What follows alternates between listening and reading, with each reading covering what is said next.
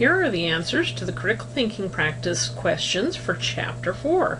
First question, which of the following is a similarity between prokaryotic and eukaryotic cells? So this question requires you to remember what prokaryotic cells have and what eukaryotic cells have, and which are shared. So let's take a look at it. A glycocalyx that is usually composed of polysaccharides. Well, both prokaryotic cells and eukaryotic cells can have a glycocalyx. A cytoplasmic membrane composed of fatty acids with an ester linkage. Well, you're probably going, I don't know what an ester linkage is, but we see this in both bacteria and eukaryotic cells. But do we see them in archaea? And the answer is no. Archaea have fatty acids with ester linkages, so that is not a correct answer. Presence of mitochondria. Well, which one do we find that one in? Eukaryotes only.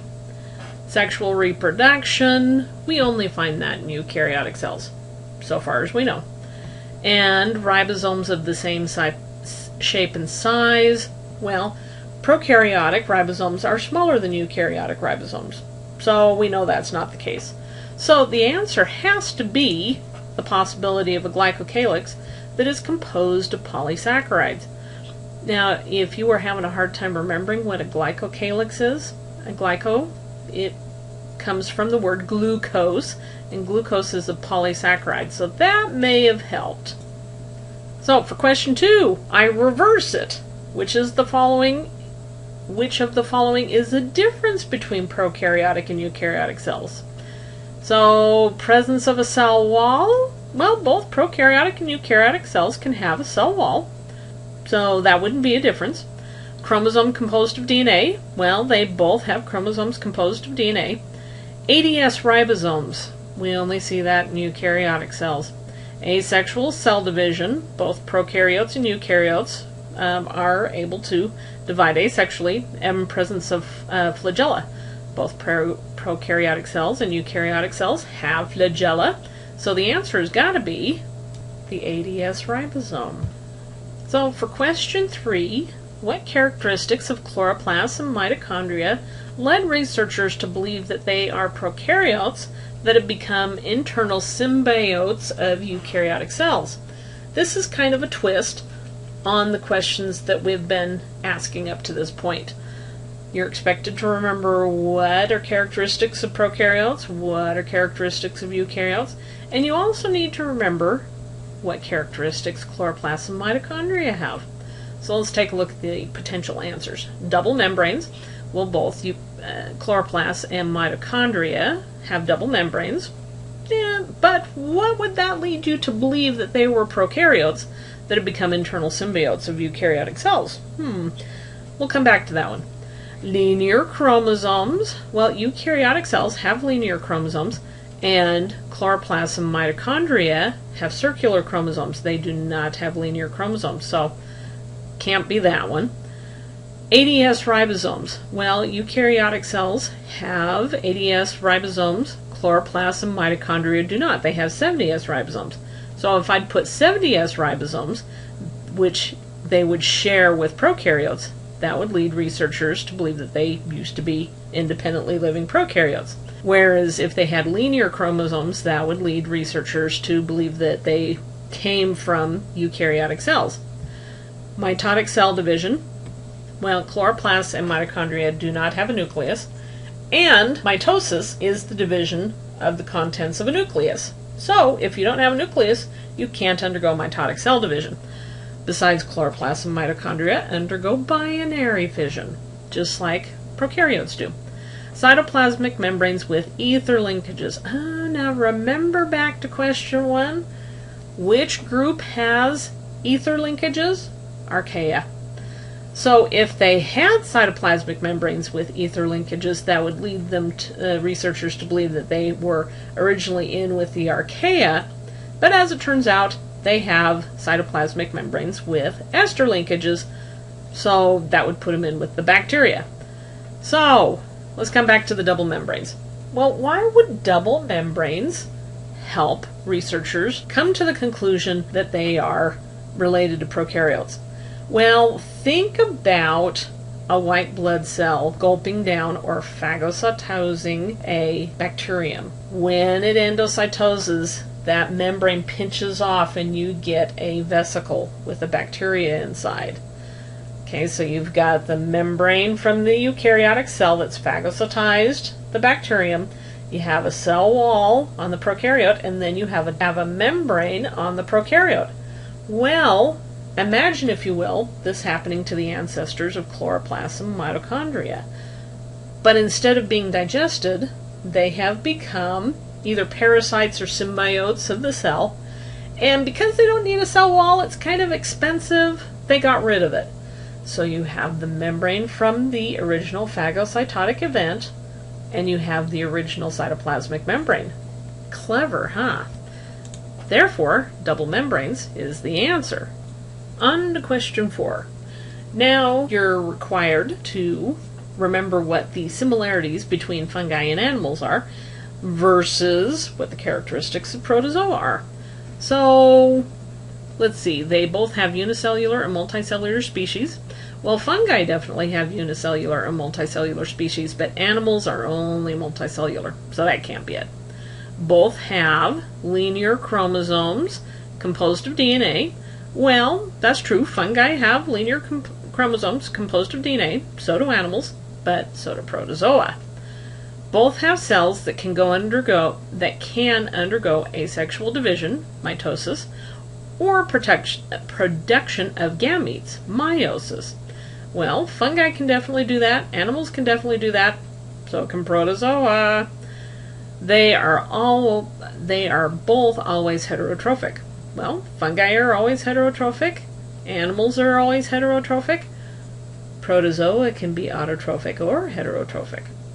And both have cell walls. Well, animals don't have cell walls. Fungi have cell walls. Protozoa have kind of fake cell walls. So, the correct answer would be they both are always heterotrophic. Now, we're looking at how protozoa are similar to bacteria. So once again, you got to remember the characteristics of protozoa and bacteria. So they both have unicellular and multicellular species. Well, protozoa can't be multicellular, and bacteria can't be multicellular. Well, protozoa. If you include algae in with the protozoa, then they can be multicellular, but we're kicking them out of the protozoa group. Both have circular chromosomes composed of DNA. Well, that would be only bacteria. Protozoa have linear chromosomes because they're eukaryotic. They both have cell walls composed of peptidoglycan. Well, that would be only bacteria. That is a unique characteristic of bacteria, so that's not right. They're both always heterotrophic. Well, we know that from question 4 that protozoa can be autotrophic, and some bacteria are photosynthetic, so they can be heterotrophic or autotrophic. So it looks like we're left with E. Both produce a resistant resting stage. Well, let's think about that. Bacteria can produce endospores. That's a resistant resting stage. Protozoa can produce cysts. That's a resistant resting stage. So that's got to be the right answer. And it is. Okay, question 6. You are a school nurse in an elementary school. Recently, there's been an outbreak of pinworm infections in the students at your school. Which of the following would you do to prevent further spread of infection in your school? Now, for this, you had to have read about the life cycle of pinworms.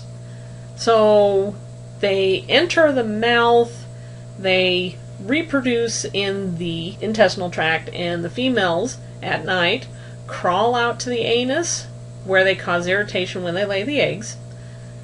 The affected person scratches around the anus when they're in their sleep. The eggs get under the fingernails, and then they get either re-ingested or spread to various surfaces. So let's take a look at what would help take care of that. Disinfect the restrooms with bleach. Well, that would help, but where are the eggs? Could be getting eggs from the anus when the kids are using the restroom, so that's a possibility, and bleach will definitely do it. Instruct the teachers to pass out an ethanol-based hand rub like Purell to all the students before lunch and recess. Well, that would help. The kids are having contact with each other. They're eating their lunch, so that can pass the eggs back into the mouth. Send home notes to the parents suggesting that they take their kids to be checked for anti-worm prescriptions. Well, that's also true. That would be a good thing. Teach effective hand washing, especially under the nails, to children. Okay, that's a very good one. Now, you could say all of the above, because all of these would help, but just for the fun of it, even though all of the above is a true answer, which one would be the most effective? Well, washing underneath the nails. That, in my opinion, would interrupt the life cycle better than anything else. Effective hand washing. You'll find out through the semester that effective hand washing is the prevention for most things. Okay, next question. You've taken a look at the table that shows the major pathogenic protozoa. Second from the top are a pair of free-living water protozoa that cause brain infections. Ah! You are planning a vacation during break to Hawaii and are planning several swimming adventures. Which of the following would convince you to limit your swimming to the hotel pool? So, protozoa are nothing to worry about. Have you seen the size of the sharks in Hawaii? This is an example of a joke answer. So, make sure you don't pick it, just because it's funny, and because there are big sharks in Hawaii. The pathogenic protozoa are found in warm marine waters. What do you do when you go to Hawaii? You go swimming in the ocean. And is the ocean warm around Hawaii? Yes. At least that's what people tell me. The pathogenic protozoa are found in glacier-fed lakes. Well, so far as I know, Hawaii does not have any glaciers. It's too nice and warm. The pathogenic protozoa are found in acidic hot springs. Well, they may have acidic hot springs in Hawaii, but you better not go swimming in them. At least not if you want to keep your skin. The pathogenic protozoa are found in bogs and marshes. Well, Hawaii may have bogs and marshes. I don't know if they do. But that is not the tourist destination. So, what would keep you in the swimming pool if they're found in the ocean waters off Hawaii? So, here's an essay question. For the critical thinking practice, I allow a lot of latitude on what you discuss. But I'm going to give you my thoughts on the question. If you came up with different thoughts, as long as you can support them, good for you, you came up with something I didn't think of. Wonderful. Okay, now, what I wanted you to do is discuss the following questions. Smaller microbes, such as bacteria, are always eaten by larger microbes, such as protozoa, which are eaten by larger protozoa, and so on. Why aren't all microbes large? Well, here are my thoughts. Now, what the question is getting at is, does natural selection always favor large cells? You would think that if all the little cells are getting eaten, only big cells would survive. Okay? Well, my first thought is, let's consider predator-prey relationships among animals. Because you're familiar with animals. You've been watching documentaries, maybe. I have. I've been watching documentaries on wildlife since I was a little kid. So, let's consider the mouse. Everything eats mice. Everything. It's about the smallest you can get as far as a mammal. So, why are there still mice, even though there are all sorts of predators from snakes and hawks clear up to wolves eating them until the caribou come? Well, some prey, instead of growing bigger, they compensate by breeding faster than they can be eaten. So they remain small, they just breed faster. Well, do bacteria breed faster than eukaryotic cells? And the answer is yes. They have about a 20-minute generation time. You don't know this yet. Whereas eukaryotic cells are more like 8 hours before they can divide. So, the bacteria have taken the path of the mouse. Also, before you can get larger, you have to have the mutations to allow you to get larger.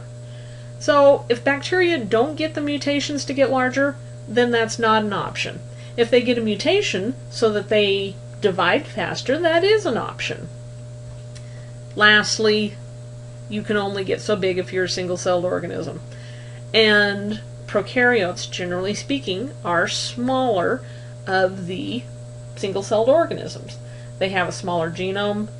They're just more efficient in everything they do, so they just don't get as big. So hopefully that gives you some thoughts on the essay, and I'll be taking a look at what you guys wrote, and I may be adding stuff to this.